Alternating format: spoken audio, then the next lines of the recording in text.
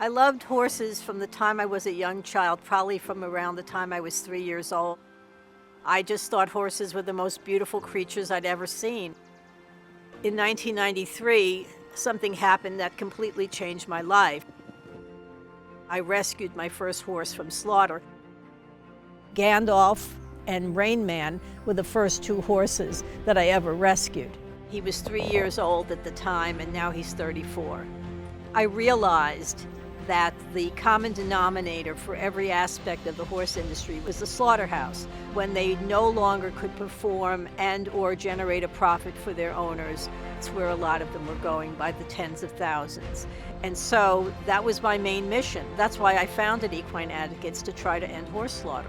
When you see a horse that's been rescued, they're often underweight, physically troubled.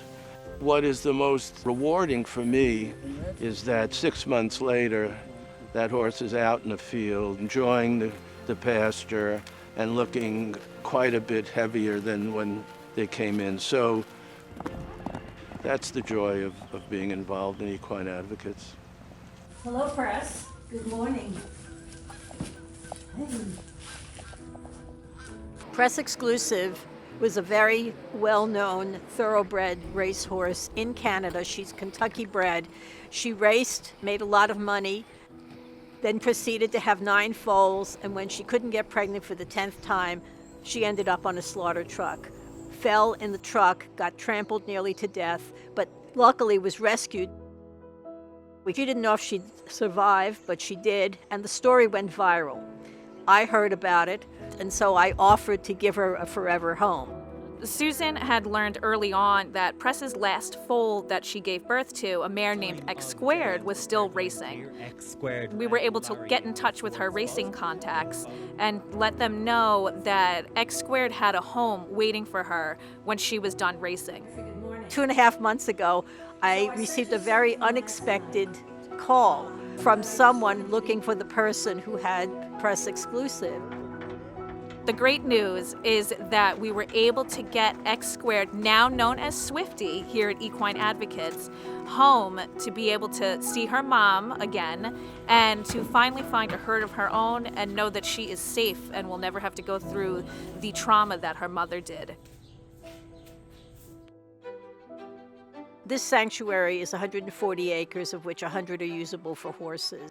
What we wanted to do over time is expand our operation, because we really got into the health care of these horses and becoming a model for how horses should live and be treated.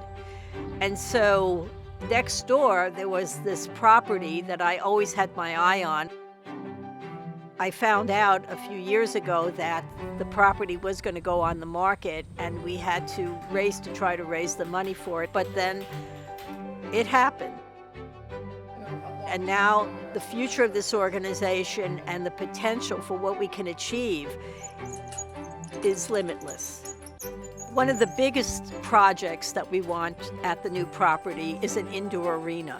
For some of the programs that we do outside, we can then bring inside, because we'll have indoor turnout and we don't have to discontinue it just because it's bad weather in the wintertime. We also have other reasons, and that is because of the miracle of equine podiatry. Equine podiatry can save the lives of horses, and there are so very few experts in it. One of our horses, Mark, was an urban carriage horse in Philadelphia with a lot of injuries because of the work that he did pounding the pavement on Philadelphia streets for so many years. While Mark was getting around fine and able to go outside, the first time they walked him to me, you could tell he was limping quite a bit on his left front leg. He has a nice rocker profile shoe. Jared created special shoes for him that are not just horseshoes that go under the feet, but go over the entire foot. And he is pasture sound. Even though his issues are degenerative, we are managing them.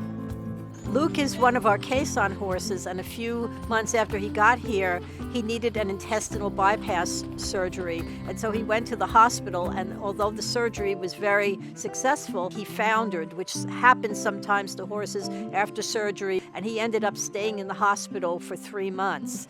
That is one of the most common causes of death in horses. Now the abscess tracts are getting more distal to the bone. That's when we could tell he was healing quite well. Luke is a fantastic success story. He's got a lot of good foot. Right? Now we get to see him out grazing and enjoying life again barefoot. Horses have feelings, and they bond to their pasture mates, and here they can actually get to see it. Oniki, a wild Mustang mare who was captured when she was 16 years old on the range in Utah, and then traumatized because she was purchased by somebody who didn't really know how to handle her. We took her, and we've been working with Trainer almost every week to get her to the point where she could accept all the things that you need to do to make sure that the horse will have a healthy life. And she's come to that point. Miraculously, we turned her out in a pasture near the barn, and she met Luke. From the moment Luke and Oniki were put outside in this pasture, they just immediately took to each other. It was absolutely amazing. Now they're both like normal horses together. Open, free, happy.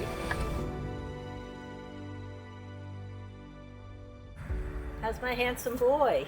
In 2021, we had the experience of offering a retirement home to a former military working horse. His name is Tyler. Tyler served for 9 years with the Quezon platoon, and he always had a rider on his back. And when Tyler came here, I contacted one of the large veterans groups in the area. I spent nearly 24 years active duty with the Army, serving in Vietnam, Korea, Germany, and several locations stateside. When I came home, I had some real serious issues with post-traumatic, and working with the horses made a difference in my life. Gary was already familiar with the Quezon platoon, and so he said, I'm going to make a stop on Veterans Day and we'll bring veterans with me. And so a busload of veterans came.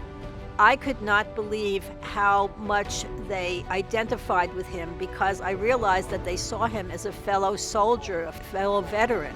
It's inexplainable when you return from combat and you think about what you left behind, the troops that you left behind. Did they survive? Did they make it? Did they not? The first time I thought, well, you know, it's just interesting the way the vets have reacted to Tyler, but it has happened every year. Not only did I see it here while they were interacting with the horses, I saw it in follow-up with my veterans. They're relaxed, they talk about the relationship they had with the horses here, and you can just see it. I thought, wouldn't it be great to try to have a program where veterans can work with veteran horses? Having a therapy program here and a horse program where the veterans could come would be fantastic.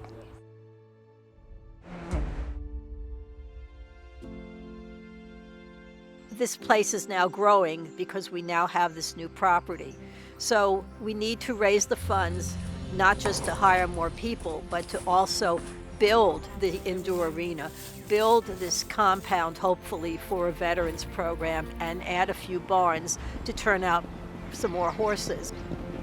Whatever you can do to support this effort, it is a wonderful organization with virtually all the money contributed going to the work of saving the horses.